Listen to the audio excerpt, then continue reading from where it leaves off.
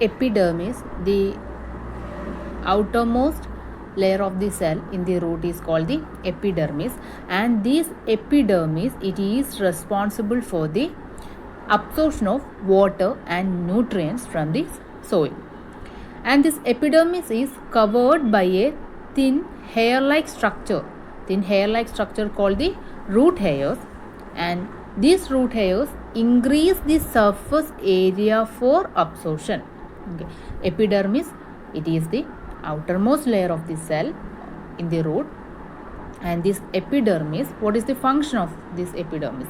It helps in the absorption of water and nutrients from the soil. And this epidermis is covered by a thin layer of hair-like structure called the root hairs, and this root hairs increases the surface area for absorption of this water and nutrients from the soil.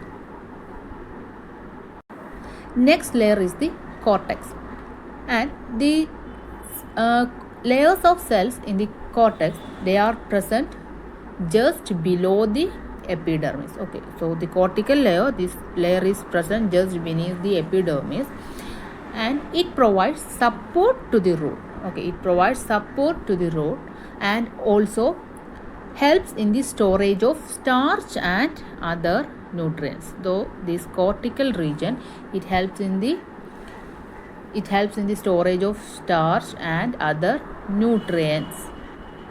So the starch and other nutrients are stored in this cortical layer, and also it also provides support to the root.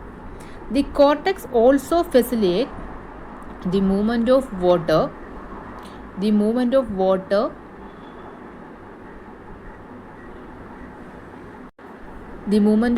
and nutrients from this epidermis to the vascular tissue. So this cortex, this region, it facilitates the movement of water and nutrients from this epidermis to the vascular tissue. So which are the vascular tissues?